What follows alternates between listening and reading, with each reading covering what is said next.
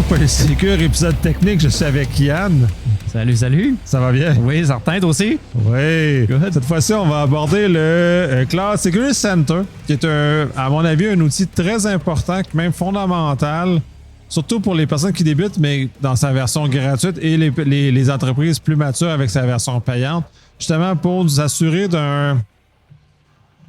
une configuration minimale et s'assurer qu'on n'a pas de déviation de sécurité dans nos services qu'on offre et justement qu'on n'a pas oublié ou pas des choses comme ça.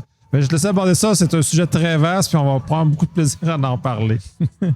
Mais j'adore ce produit-là, j'adore qu'on ait cette discussion-là aujourd'hui ensemble.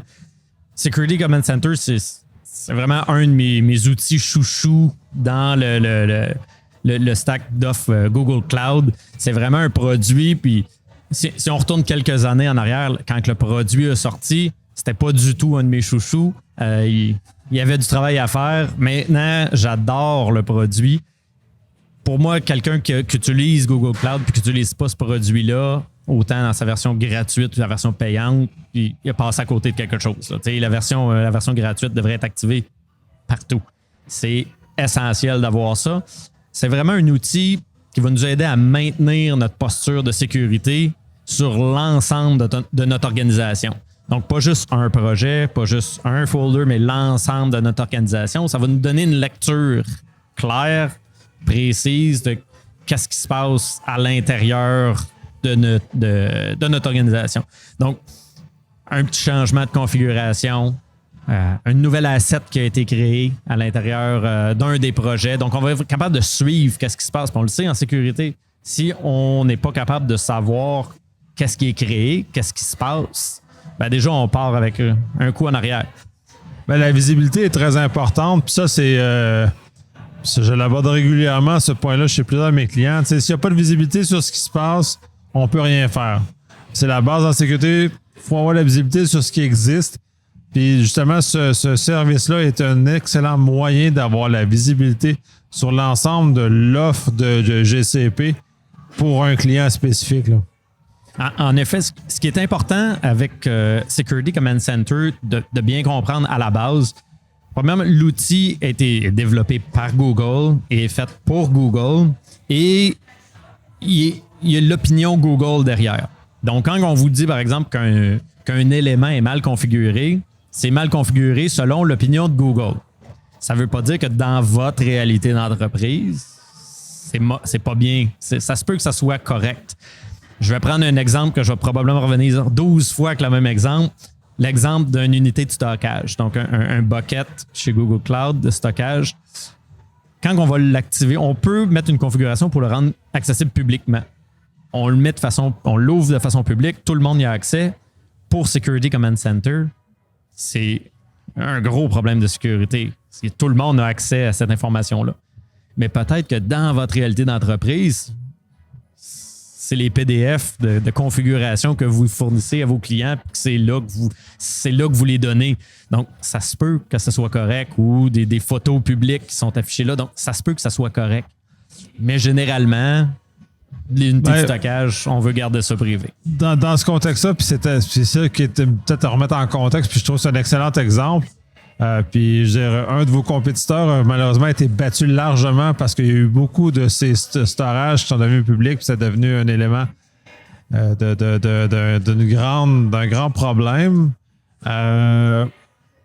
C'est important de savoir que quelqu'un, parce que c'est un peu ça aussi ce que le Security Command Center arrive à faire, c'est de détacher la sécurité du code, de la vérification de tout ce qui est mis en production. Ce qui est très important parce qu'avec la vitesse et l'agilité que le cloud apporte, la sécurité n'est plus capable de suivre à pas ce qu'on faisait sur site. On approuvait tout avant de faire ça. Fait que là, on a un outil à notre disposition qui nous permet de contrôler sans avoir à surveiller chaque chose qui est faite et d'aller plus loin. Donc, effectivement, ça nous permet justement de repérer le clown qui décide de mettre quelque chose de public. Et généralement, si, justement, quand tu parles des PDF, photos, et ainsi de suite, ils ont été mis publics pour une bonne raison. Généralement, la sécurité a été informée avant. Exact. S'ils l'ont pas été, je pense qu'on a un problème de communication dans la dite entreprise parce qu'il pourrait y avoir soulevé des malheurs. Il pourrait avoir d'autres problèmes, en effet. J'aimais ça que tu parlais de la vitesse à laquelle les choses se passent. Souvent, quand j'arrive à cette portion-là, quand je présente l'outil à des clients, j'arrive tout le temps, puis là, je présente une Formule 1. Je présente une Formule 1 en parlant justement de la vitesse des changements, comment que les choses vont vite. Ça, c'est parce que Security Command Center a 4 grands piliers vraiment qu'il va couvrir. Puis l'un des premiers piliers, ce qui est le plus important à la base pour être capable de nourrir le reste de l'application, c'est la gestion des assets. Donc, tout élément qui est créé dans Google Cloud est une ressource. Non, mais quand je parle tout, là, une règle de firewall, c'est une ressource. Une route dans un routeur, c'est une ressource. Donc, tout est une ressource. Ce qu'on fait, c'est qu'on va scanner ces éléments-là. À la seconde où est-ce qu'ils sont créés, ils font partie de l'inventaire maintenant de Security Command Center. Donc là, on a vraiment un inventaire à jour. On peut regarder qu'est-ce qui se passait la semaine passée, qu'est-ce qui se passait hier. Donc, on peut avoir le différentiel, qu'est-ce qui se passe. Donc, on a vraiment une idée. Oh, un nouveau projet qui se crée, 6 nouvelles VM. Qu'est-ce qui se passe? Il y a quelque chose, je n'ai pas été au courant. Je devrais peut-être regarder. Puis les logs vont nous dire assez vite c'est quel utilisateur qui les a créés. Donc, assez facile de retrouver l'auteur de ce nouveau projet. Le coupable. Le coupable, le fameux coupable. Puis c'est drôle, il arrive toujours le vendredi 3h. Hein? Ouais, il est comme gêné, le coupable. C'est toujours là que ça se crée. Mais l'objectif, c'est que la sécurité, on soit en mesure de savoir qu'il se passe quelque chose. Des fois, tout va vite. On va donner le bénéfice du doute. On a oublié d'envoyer le courriel à la sécurité pour leur dire qu'on avait un nouveau projet. Parfait. Mais là, on le manque pas. On est vraiment capable de garder ça efficace, à jour. On est au courant. Mais là, une fois qu'on le sait, le deuxième module embarque, qui est là toute la portion de risk management. Donc là, la validation au niveau des configurations. Donc, tout ce qui est une mauvaise configuration. L'exemple du stockage tantôt, un stockage public qui est activé. Par exemple, j'ai créé une règle de pare-feu. C'est SSH qui est ouvert un peu trop large sur Internet pour accéder à des VM. Automatiquement, c'est détecté comme une mauvaise configuration. Ça me crée une alerte, puis je peux prendre action. Qu'il soit minuit, qu'il soit matin de Noël, que ce soit la fin de semaine, je le reçois à l'alerte. Donc, je suis vraiment au courant. Donc, je suis capable de garder quand même une lecture des différents éléments qui se passent.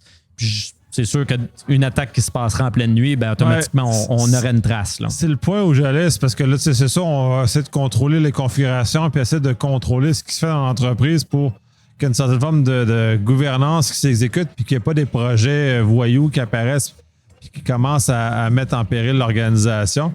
Mais il y a aussi le fait qu'il y a des comptes qui peuvent être compromis, justement, que des gens peuvent, puis ça s'est déjà vu, que des assets ou des VM qui viennent faire du mining à la non-connaissance des gens parce qu'il a élevé des ressources, puis c'est des coûts, là.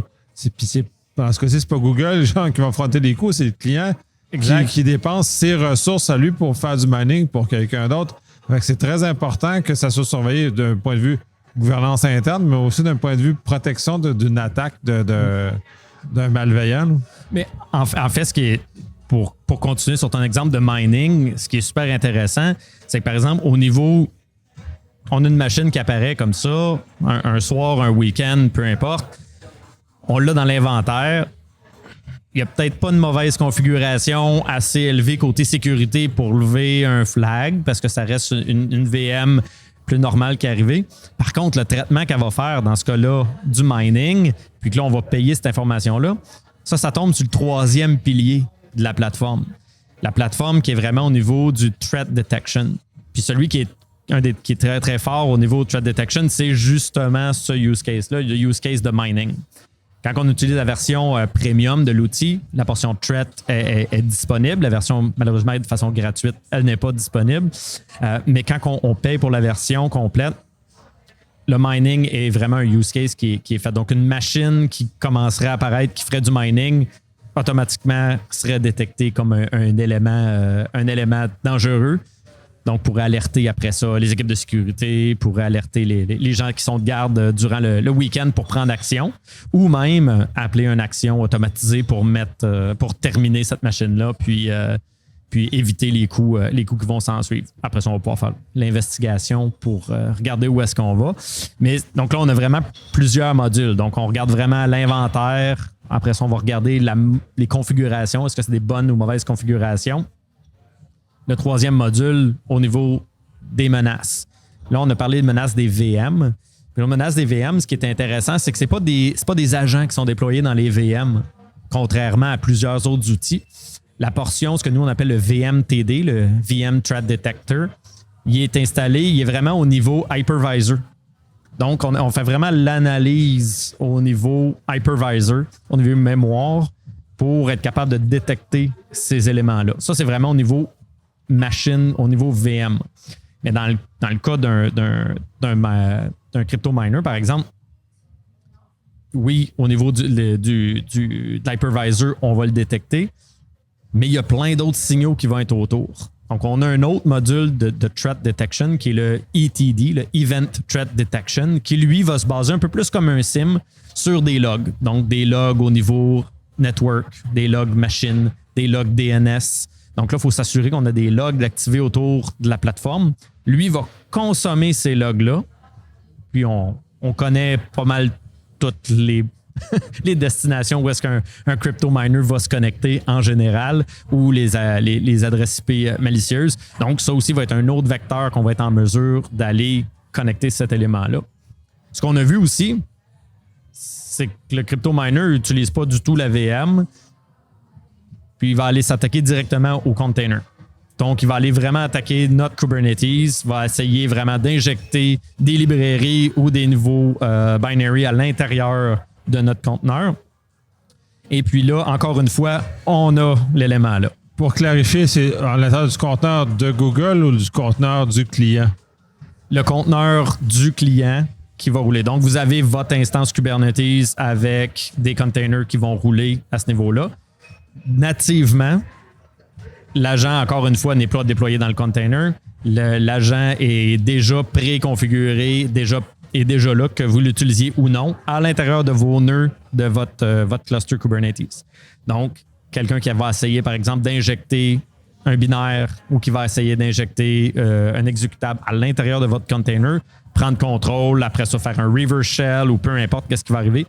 Ces actions-là vont être automatiquement détectées par le troisième module, le KTD, le Container Threat Detection.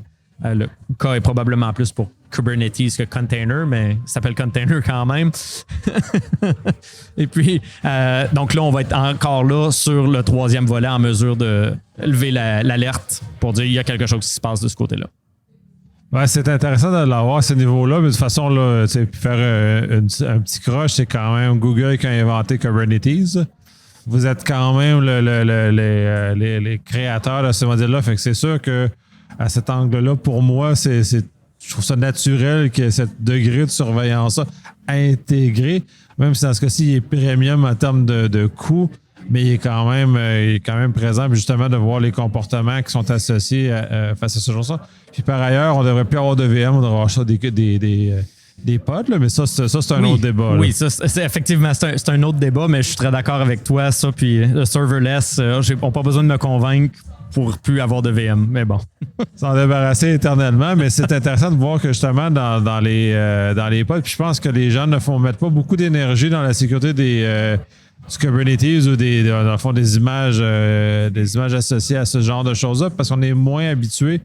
Puis on a plus présomption d'éléments fermés. Fait que c'est très intéressant que ce soit intégré parce que je pense pas qu'il y a grand monde qui regarde de ce côté-là d'ailleurs. Là. Non, effectivement. Puis même, c'était tellement important pour Google que il y a eu le Event Threat Detection qui était le premier. Et après ça, ça a été le Container Threat Detection. Et en troisième, ça a été le VM Threat Detection. Donc, nos efforts ont vraiment été beaucoup plus rapides au niveau Kubernetes. C'est sûr qu'à l'interne, chez Google, c'est des containers. Ce n'est que du container qu'on va faire en rotation. Donc, des rotations de containers, 8 milliards de containers par semaine là, qui sont en rotation à l'interne. Donc, énormément de containers. Mais pour nos clients, c'est vraiment une priorité qu'on soit en mesure de leur donner cette information-là. À la différence, quand on le fait comme ça, versus utiliser avec des tiers parties, c'est souvent que ces tiers parties-là, il faut les installer à l'intérieur de nos conteneurs. Il faut qu'on ait des subscriptions additionnelles, des consoles additionnelles, qui là, après ça, on peut prendre l'information et la renvoyer d'un endroit central. En utilisant le stack Google d'information, ben là, automatiquement, on a tout intégré de A à Z. Donc, un peu plus facile, un peu plus naturel, puis totalement transparent parce qu'on l'utilise ou on ne l'utilise pas. Le processus est là. Donc, il n'y a pas d'impact de performance non plus au niveau de notre application. Ce qui est souvent la crainte des gens quand on rajoute ces éléments-là. Est-ce que je vais avoir un impact de performance sur mon application? On ne l'a pas, ce niveau-là. C'est déjà précalculé quand que les machines sont là pour servir. Question bonus, parce que Microsoft a été mordu par ces éléments-là. Les éléments injectés, justement, qu'on peuvent causer des soucis. Mm-hmm. Ceux-ci, dans votre cas, peuvent-ils causer des soucis comme ça ou l'intégration les soustrait à ce genre de soucis qui a été connu par Microsoft en l'occurrence? Avec le stack que j'ai vu, puis encore là, je suis pas de côté ingénierie précis, complète, tout le code. Avec ce que j'ai vu, il y a vraiment une belle segmentation qui est faite au niveau des nœuds, au niveau de la segmentation mémoire, puis ce qu'on va être capable d'injecter. Donc, je serais pas trop nerveux de ce côté-là, mais ça reste quand même des éléments parce que à surveiller. Je suis assez convaincu que nos équipes restent très alertes de ce qui se passe chez nos compétiteurs, ce qui se passe ailleurs, malgré que les intégrations Kubernetes des autres cloud providers restent basées à la base sur ce qui a été développé chez Google avec toujours une petite twist différente qui est faite puis une manière de développer différente. Donc, est-ce que cette problématique-là est intégrée suite à ces modifications-là ou c'est un peu plus profond au niveau du code? C'est les points à vérifier. T'sais.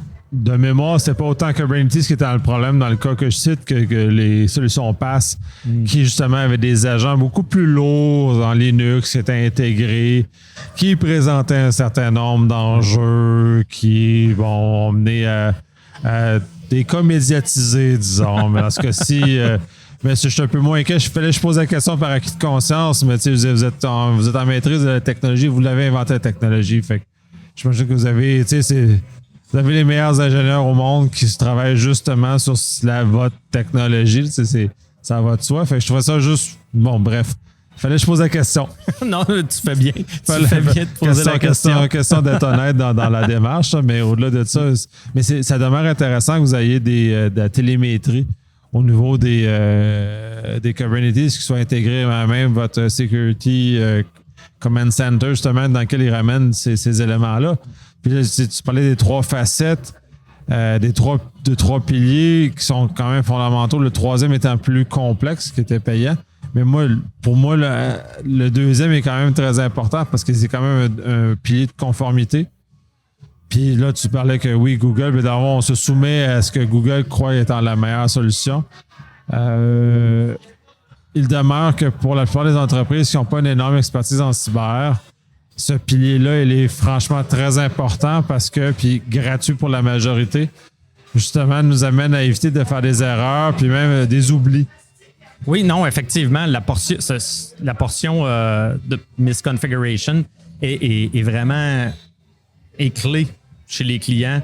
Des erreurs tout simples qui peuvent nous sauver de gros problèmes, d'être dans le pétrin finalement.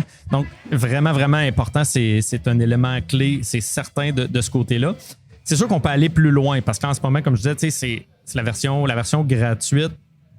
Opinion Google sur comment ça doit être configuré. Tantôt, je disais, des fois, c'est peut-être pas votre réalité.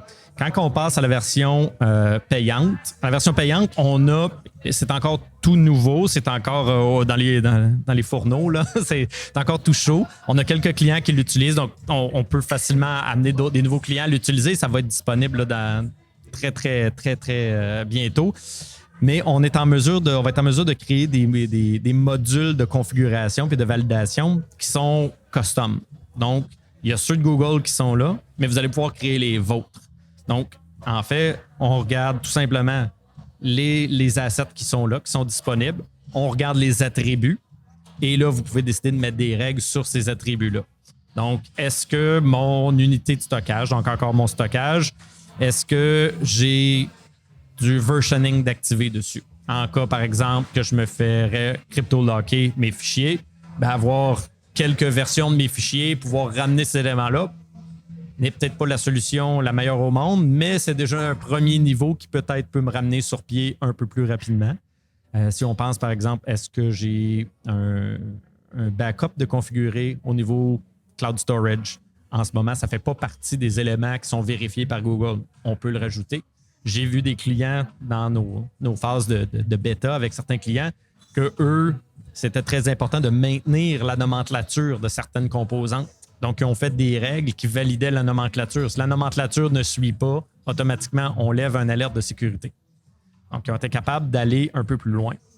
Ce qui est intéressant avec ces éléments-là, puis j'ai un exemple, justement, j'adore cet exemple-là parce que ça donne la puissance un peu de l'outil va nous aider à aller où.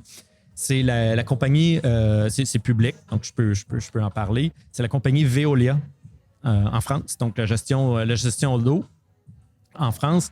Et puis, petite équipe, vraiment petite équipe de sécurité, 3, 4, 5 personnes maximum. Plus de 2000 projets. Là, je dis 2000 parce que l'information date de quelques années. Là, les dernières fois que j'avais vu, c'était au-dessus de 3000. Donc, énormément de projets pour une petite équipe de sécurité. On dit, là, il faut vraiment avoir des bons outils pour mesurer les choses et être capable vraiment de suivre ça. Mais eux, ce qu'ils ont fait, c'est qu'ils ont été une étape plus loin que de recevoir une alerte. Donc, quand ils ont reçu une alerte, au lieu de simplement recevoir l'alerte dans la console, ils ont créé des pipelines pour automatiser des réponses sur des cas d'usage tout simples. Par exemple, encore là, reprenons le stockage, qui était un des cas qu'ils ont fait, justement.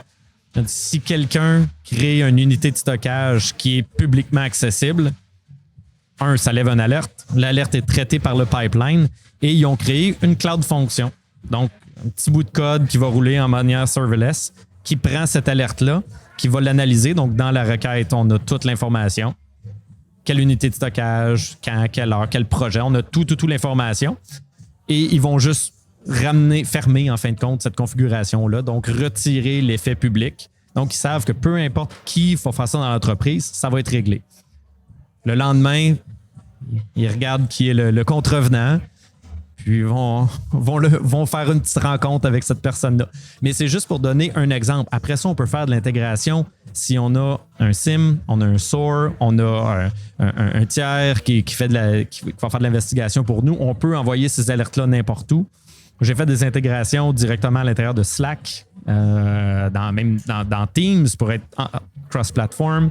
Par courriel, c'est super fréquent. On utilise le service, par exemple, avec un SendGrid pour nous envoyer un courriel. Ça peut être par SMS avec un Twilio. Donc, il y a beaucoup de services qu'on peut appeler comme ça, puis se tenir au courant. Donc, samedi matin, si on reçoit un message sur notre cellulaire, c'est peut-être parce qu'il y a un élément critique qui est arrivé.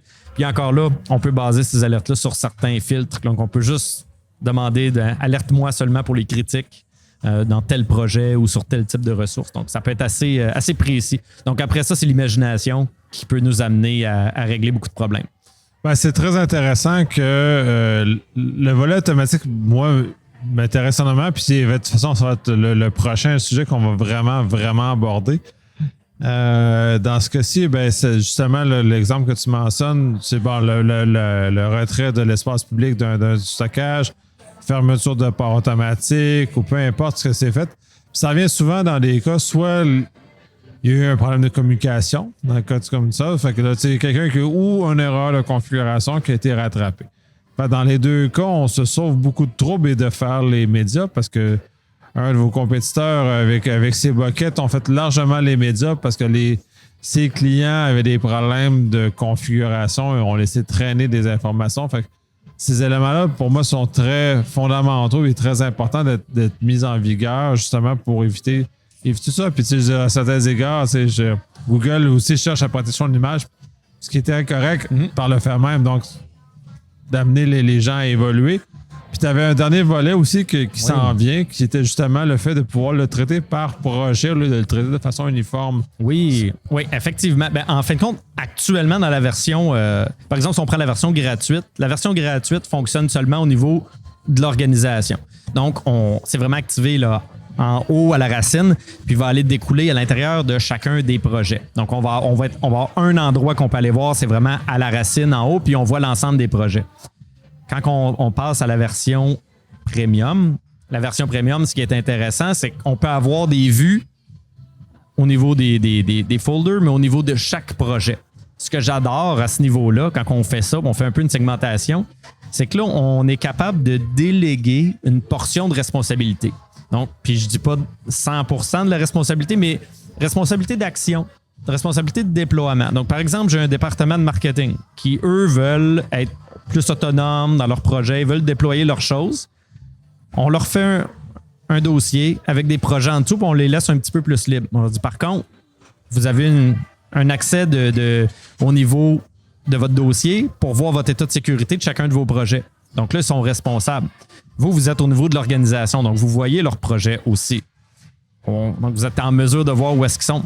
Mais ils sont responsables de maintenir et de s'assurer qu'il n'y ait rien de critique, de maintenir parce qu'ils veulent un peu plus de liberté. Donc c'est un peu comme les enfants grandissent, puis là, ben finalement, ils vont au sous-sol, puis finalement, ben, ils ont un peu plus. Après ça, ben, ils ont un appartement, puis on continue à garder un petit lien. Puis, donc, on leur donne un peu ça, mais c'est très drôle. Mais c'est vraiment un peu ça. Donc, on leur donne un peu plus de liberté. La boîte s'ouvre un peu, mais ils ont plus de responsabilité aussi. Donc, un problème de sécurité, ils sont responsables de le corriger. Ils peuvent vous appeler.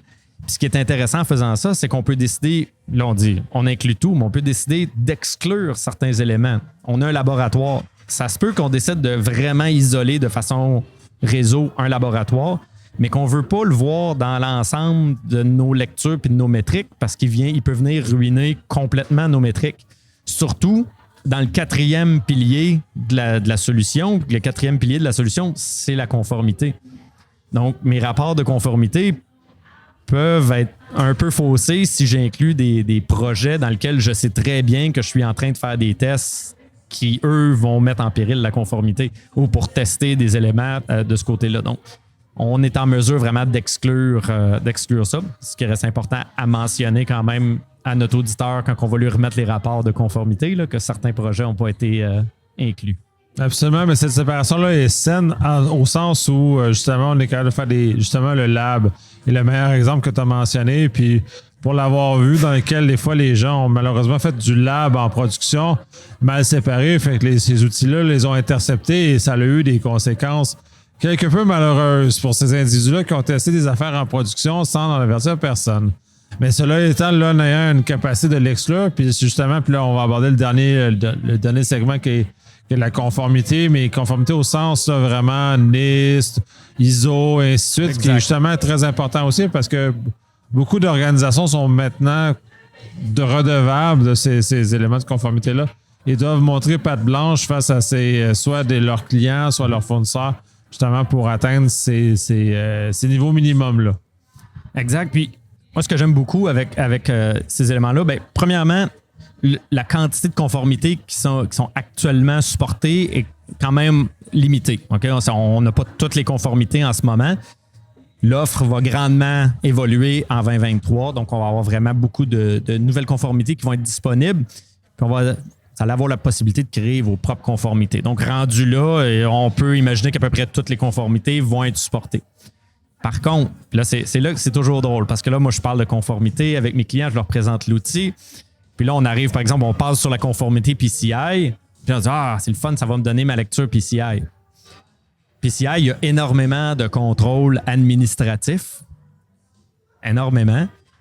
Mais quand on regarde les contrôles techniques, parce que c'est vraiment ce que la plateforme fait, elle me donne une lecture de mes contrôles techniques.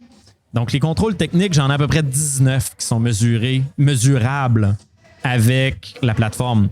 Donc, c'est pas l'ensemble, mais ces 19-là, je suis capable de maintenir et de dire à telle date, il était tout correct. À telle date, j'ai eu un problème. Puis on est capable de garder l'historique. Mais de savoir que c'est vraiment des contrôles techniques qui sont mesurés, c'est important. La plateforme ne peut pas savoir si vous avez fait une enquête de crédit sur un de vos employés. C'est à peu près impossible. Mais on peut savoir si un port est mal configuré. Et la grille de conformité, c'est vraiment une matrice de conformité. Donc, si on regarde, par exemple, un élément Si on prenons exemple un port ouvert de façon trop large, prenons SSH, ben on sait que cet élément-là va faire partie de plusieurs conformités. Donc, quand il va apparaître dans notre liste, il va nous dire qu'on va être en non-conformité, par exemple, avec NIST, avec PCI, avec ISO. Une fois qu'on règle lui, on sait qu'on vient de régler le problème sur 3 conformités. Donc là, ça nous aide d'avoir une matrice puis une lecture qui me donne OK, je règle un problème, mais automatiquement, j'augmente mon score sur 3 conformités. Donc ça l'aide énormément. Ben, c'est un énorme avantage pour les gens qui sont soumis à ce PCI et DSS, c'est le probablement ceux qui fait le plus de mal aux gens là, parce que il y a des pénalités réelles et monétaires qui sont associées. Les autres, bon, c'est à certains égards, c'est des nice to have, mais tu dirais c'est des nice to have qui sont très importants à avoir. Là, si on parle du NIST, entre autres, ou même d'ISO, aussi, sont très importants de s'aligner parce que ça démontre un certain nombre de maturité organisationnelle. Mais comme tu l'as mentionné, c'est vraiment les aspects techniques parce que même ISO ou NIST, c'est pas la moitié, c'est pas le 2/3 sont des contrôles administratifs, humains, formation, comme tu pensais à enquête de sécurité, et ainsi de suite. Donc, ça ne nous soustrait pas à ça, mais au moins, si on n'a plus à s'occuper des contrôles techniques qui sont gérés automatiquement, c'est un sérieux avantage par rapport à ça. Puis souvent, quand on regarde juste le temps que ça va prendre, par exemple, on prend un analyste, puis on va lui demander d'aller chercher toutes les mesures dans l'entreprise pour être capable de ramener les contrôles techniques pour une conformité versus le prix de la solution. Souvent, la solution se paye par elle-même parce que là, on a la lecture en temps réel et elle est souvent beaucoup plus précise, dérange beaucoup moins de monde et plus efficace. Donc, souvent, juste cet élément-là vaut l'investissement au niveau d'avoir la version complète juste parce que ça va plus vite là, pour tout le monde. C'est ça, mais là, tu parles juste du volet conformité. Il y a quand même 3 autres piliers qui ont des avantages. Exact. Qui fait que ça se paye encore plus la solution parce que tout ça réuni nous ramène dans un état où ça aurait été 3, 4, 5 personnes qui auraient dû être mises en place pour faire que ça. Puis là, c'est une solution qui coûte beaucoup moins cher que ces 4, 5 personnes-là qui n'auraient fait que ça à l'année. C'est des choses, puis faut pas s'en cacher, de la conformité, c'est pas nécessairement le fun à faire. Fait que ça démotive les gens. Fait que là, on a une machine qui fait à notre place. C'est vraiment un must. Ça.